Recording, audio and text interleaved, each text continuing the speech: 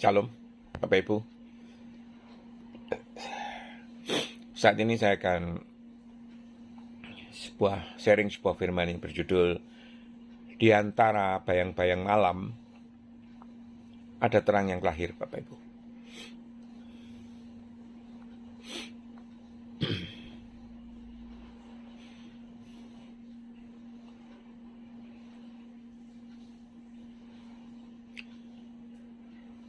Terang itu bercahaya di dalam kegelapan, dan kegelapan itu tidak menguasainya.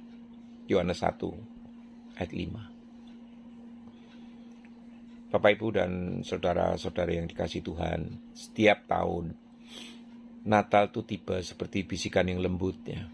Ia tidak memaksa Bapak Ibu, tidak berteriak, tidak membunyikan genderang Bapak Ibu. Ia datang perlahan seperti embun yang jatuh di rerumputan Bapak Ibu. Seperti cahaya fajar yang mengusap gelap tanpa menakutinya. Natal bukan sekedar tanggal Bapak Ibu. Natal adalah momen ketika langit turun ke bumi. Ketika misteri menjadi manusia dan ketika harapan yang lama terkubur itu tiba-tiba bersemi kembali Bapak Ibu. Ketika sebuah kandang yang bau jerami menjadi pusat semesta Bapak Ibu. Hari ini biarlah kita masuk ke dalam sebuah kisah. Kisah yang mengharukan, kisah yang menggugah, kisah yang mungkin jarang diceritakan orang, namun selalu dicatat oleh sorga dengan tinta kemuliaan Bapak Ibu.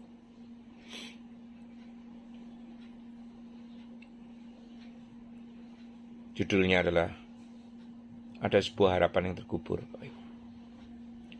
Di sebuah bukit kecil di Bethlehem, ada sepasang suami istri tua yang hidup di dalam keheningan. Namanya Etna dan Miriam. Adna dan Miriam, Bapak Ibu. Bukan orang penting ini. Bukan keturunan imam, ya, bukan bangsawan. Mereka hanyalah penjaga kandang sederhana, Bapak Ibu. Kandang yang suatu hari akan dipakai oleh Sang Mesias. Namun mereka menyimpan sebuah luka. Bertahun-tahun mereka merindukan anaknya. Bertahun-tahun mereka menunggu jawaban. Namun tidak ada tangisan bayi di rumah mereka. Tidak ada nama yang diperjuangkan. Tidak ada suara kecil yang memanggil, hari ini milikku apa? Kadang, malam-malam Adna duduk termenung dan Miriam memandang langit sambil berkata, apakah Tuhan lupa pada kita? Tetapi harapan, Bapak Ibu, harapan itu seperti bara yang tersembunyi di bawah abu. Ia tampak mati, Bapak Ibu, tetapi sebenarnya masih menyala. Ini. Datanglah sebuah malam ketika semesta menahan napas. Malam itu aneh, Bapak Ibu. Langit itu terlalu tenang, udara terlalu jernih, seolah semesta, seluruh semesta sedang menahan napas.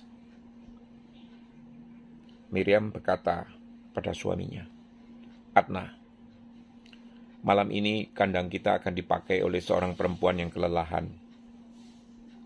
Aku tak tahu siapa dia.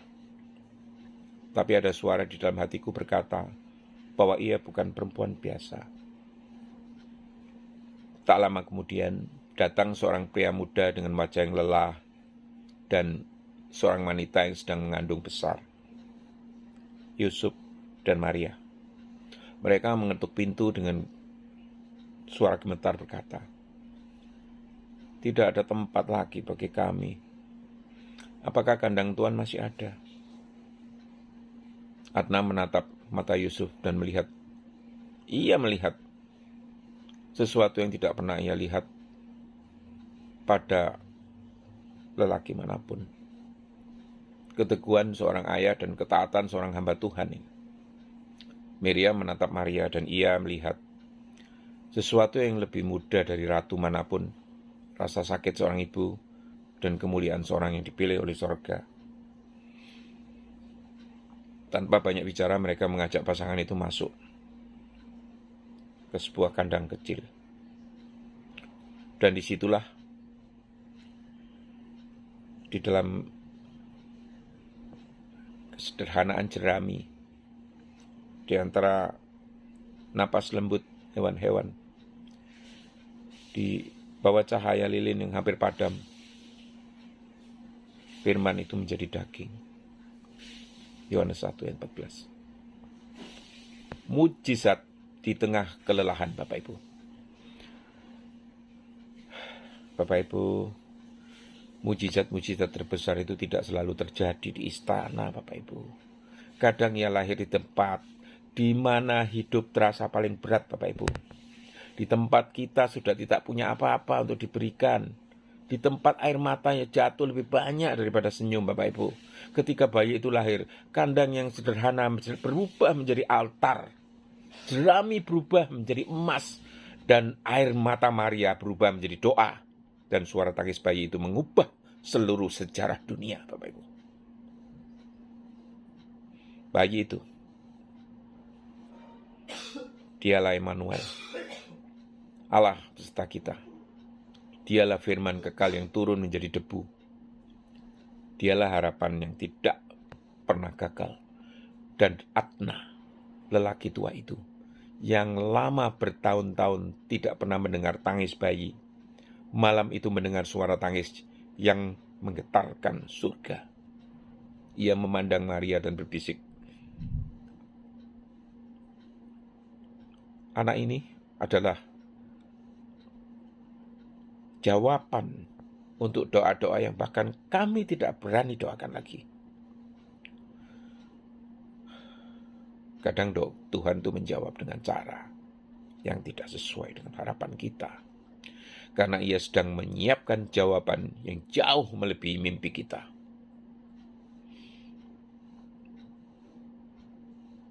Dan di sebuah padang, gembala-gembala dan para gembala berlarian menembus malam. Tidak jauh dari sana para gembala itu melihat malaikat dan cahaya yang tidak dapat diungkapkan.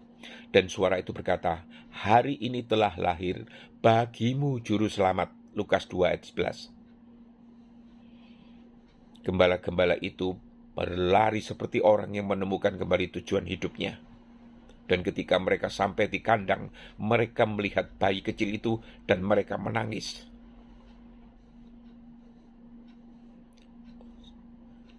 Sebab untuk pertama kalinya mereka, manusia sederhana yang tidak dianggap oleh dunia, diundang ke pesta terbesar surga. Natal selalu mengundang orang kecil untuk melihat Allah yang besar. Inilah misteri yang mengubah segalanya, Bapak Ibu. Misteri Natal bukanlah mengapa Allah menjadi manusia, melainkan mengapa Ia memilih untuk mencintai kita sedemikian rupa sehingga Ia mau lahir di dalam kelemahan. Ia raja, tapi tidur di palungan.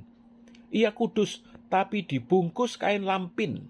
Ia pencipta, tapi menangis seperti bayi. Ia firman, tetapi belajar menyusun kata.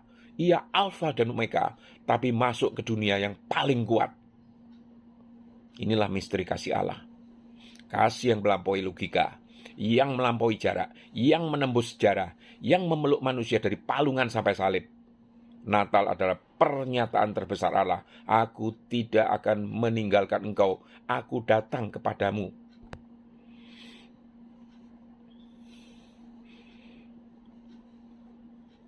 Inilah harapan yang lahir di dalam kandangmu. Mengapa kisah ini penting bagi kita?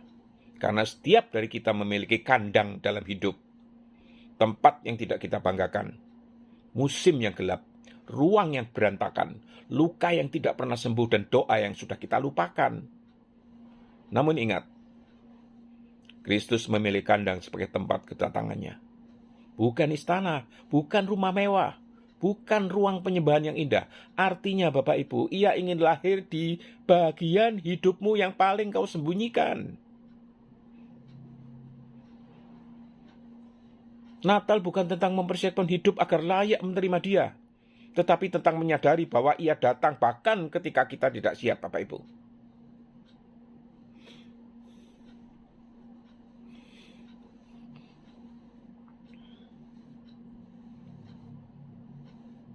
Saat-saat ketika cahaya itu muncul di tengah malam.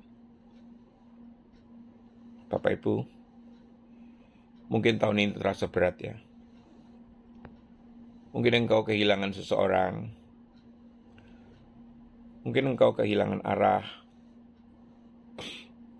Mungkin engkau merasa seperti Adna dan Miriam, menunggu sesuatu yang tidak kunjung datang. Tetapi Natal berkata, Bapak Ibu, cahaya itu tetap datang, harapan itu tetap lahir, dan mujizat itu tetap turun.